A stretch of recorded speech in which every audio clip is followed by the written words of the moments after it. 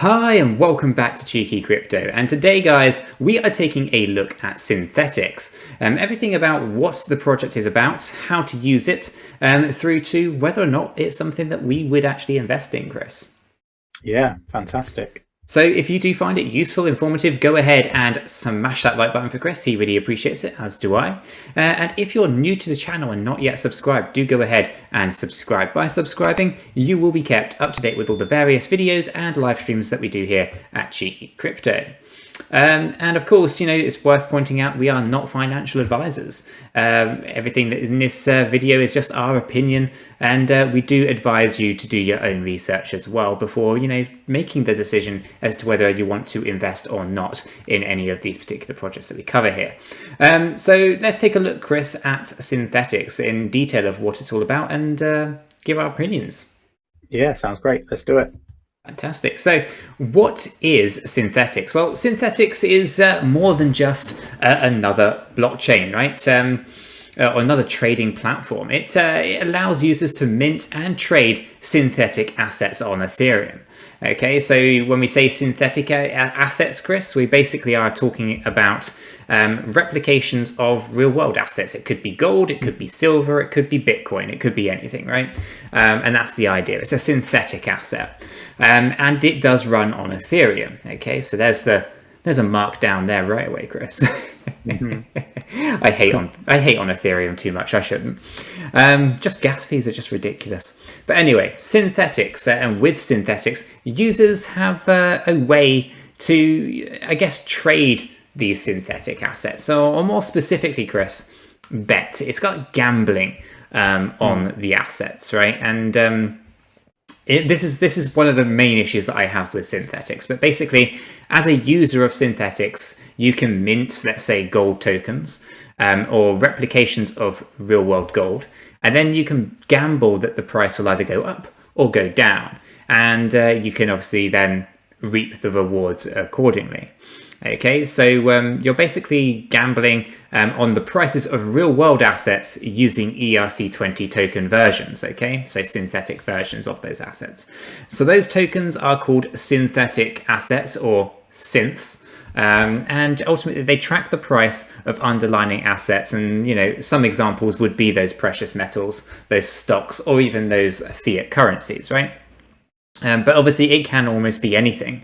It could be Bitcoin, it could be Ethereum, it could be gold, silver, platinum, diamonds, it could be Tesla stock, for example. It could be any of those. So Synthetix is similar to Maker, DAO, right? And with Maker, a user has to lock up Ethereum to create DAI. And likewise, you know, with Synthetix, you lock up your synthetic network token, or SNX tokens, to create the synthetic USD, or SUSD. And ultimately, you know, that synthetic USD is, yeah, a synthetic token, or a synth, as you may have gathered.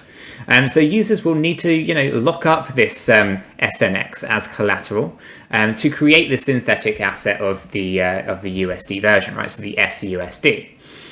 So at some point you will need to pay for, you know, everything that you use it for, right? So you have to reclaim that collateral. So you're going to need to pay for it. But we'll get into that at a later stage. But ultimately, for now, the first things you need to understand is assets that are on Synthetix. They're not real assets. You don't own those assets as such. You own a synthetic version, yes, but you will not own a real world version. Okay, so owning one of these synthetic tokens does not allow you a right to, say, a Tesla stock, for example. Okay, all you're doing is gambling on whether the price is going to go up or down. So yeah. We have to understand that for starters. Unlike some other tokenization platforms where, you know, tokenized real estate is starting to pop up, where, you know, that tokenization aspect is actually, you know, bonded to something real in the real world. You know, Synthetix and synths are not like that. Okay, so the next thing, Chris, that probably need to talk about is, how do you use Synthetix? Yeah, so hodlers, or people that are holding the synthetic token, can stake their SNX to create new synths to trade, or they can just sit back and rake in fees and rewards from the synthetic exchange. Hopefully, anyway. With that said, I guess. Yes, absolutely. Yeah. But trading simps is the main purpose of Synthetix. Traders can long or short an underlying asset on the platform. For example, Nick, they do this by using simps to hold other cryptocurrencies. For example, a trader could buy, I don't know, a synthetic, I don't know, you could say Bitcoin token that refers to, so it'd be like what, SBTC, I believe, that refers the price of Bitcoin. However, they would not own the actual Bitcoin token, for example, nor would they be able to obtain any voting rights like the actual holders of that particular token. Regardless of whether one prefers staking or trading, to create a new simp, one must stake 800% of the simp's value in SNX tokens. Note that supply and demand dynamics are part play here as well. It's probably something to really call out, isn't it, Nick? Yeah, it's a very complicated thing, these synthetics, and this is one of the main reasons that I don't want to get involved with it. But yeah, continue.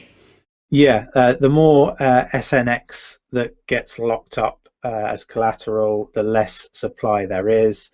The lower the supply, the more valuable it becomes. Presently, about 85% of the total supply of SNX is locked up, isn't it, Nick? So, it's got to do good for the price, right? Yeah, I mean, it definitely does good things for the price, but ultimately, having 800% of the value of collateral locked up it's a lot of investment, and the value of those synths really can change your profitability quite dramatically. So it's very, very complicated and complex. But once you get your head around it, it's not too bad. But we should probably talk about the benefits of staking SNX, because there are some, right? There are some benefits of staking it. So it's worth going into that. So a couple of incentives, that you can enjoy for staking SNX tokens, and these are exchange rewards, right? So each trade on an exchange generates approximately 0.3% in fees, and these fees are in turn distributed to SNX stakers each week. So you can get some decent rewards that way.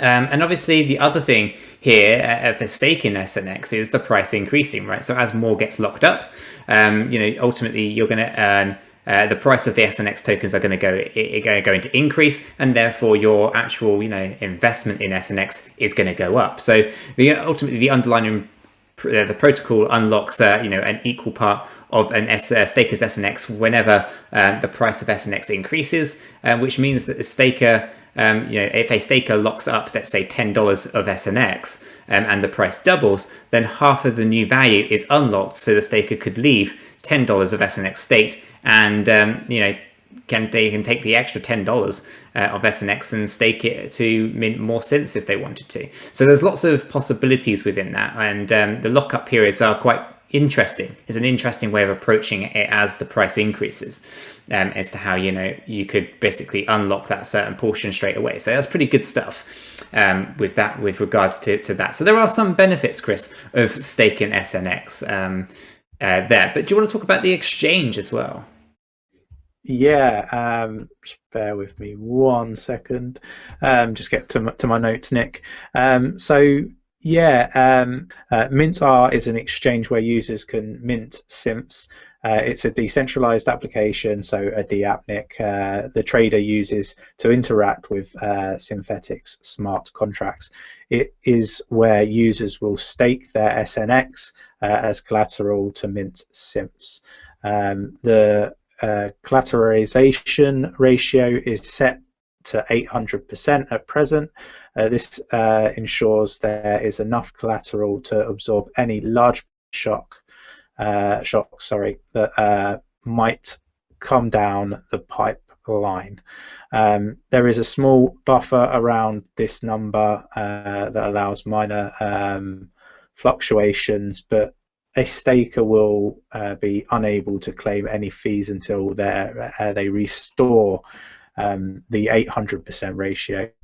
To make a claim, stakers can either mint or burn SIMPs depending on whether their ratio is above or below that magical number.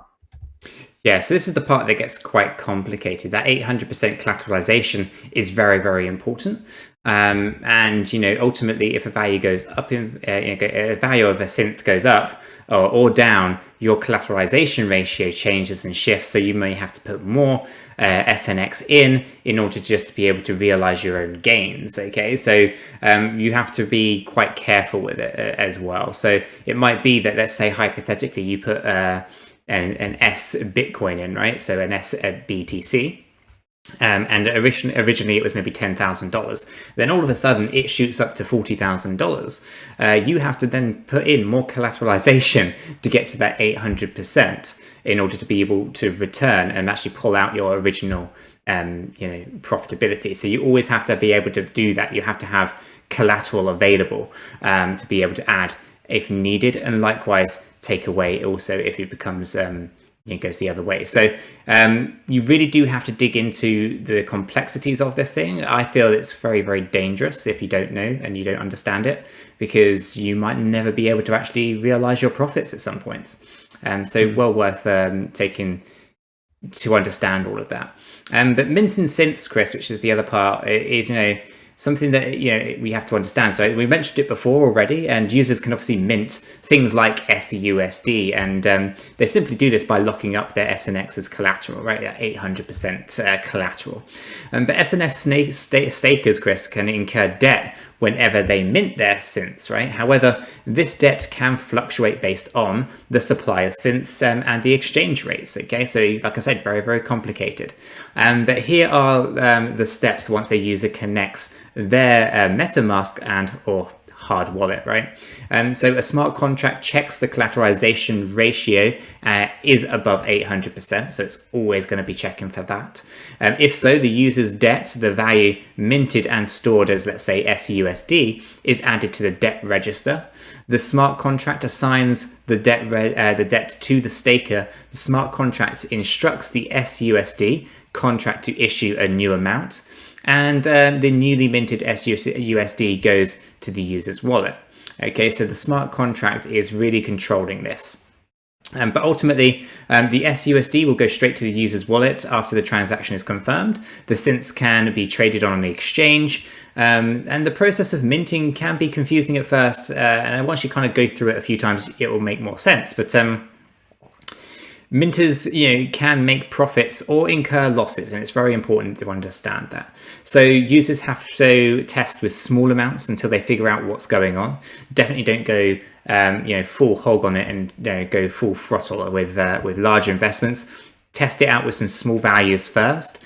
Understand the process, understand how it works, and specifically around this 800%. Test it with some volatile assets as well, so where they have huge price swings, and just see about the collateralization ratio and how that can affect your SNX and your profitability, because it all will have a play. So you do have to do some testing.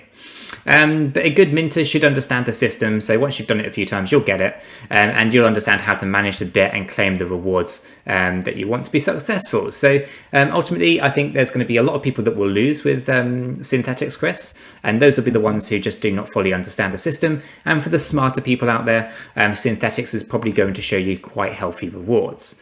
So test with small values before going too heavy with anything if you want to get involved with it. But yeah, I find it highly risky myself. We're not going to really cover things like burning the debt, because I think that goes into too much complications. And I do stress, guys, with this particular project, do your own research as well. So we're going to go through the headlines of what it's about and all that kind of stuff, and then give you our views on whether we would get involved.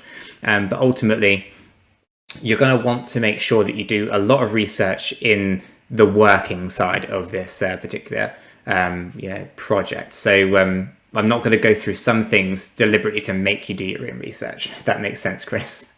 Yeah. So how to trade synths is, I guess, something we could talk about. Yeah, let's do it, Nick.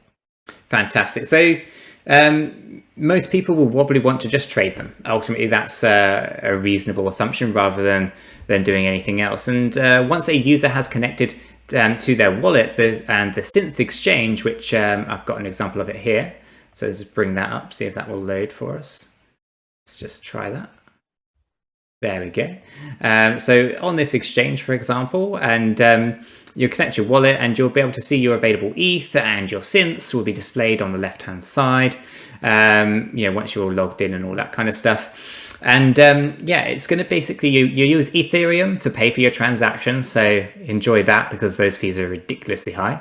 And, to obtain synths, a user can simply buy SUSD with their Ethereum, right? And once the transaction is complete, the user will have sold the Ethereum for the synthetic USD, and now they can use the synthetic USD to trade for other synths. Selling Ethereum for USD or synthetic USD would be a natural trade if the user thinks about the price of ETH will drop. Okay, so ultimately, yeah, it's like any other kind of platform. Ethereum, or anything that you use any particular project on Ethereum, you're always going to use Ethereum to buy those assets.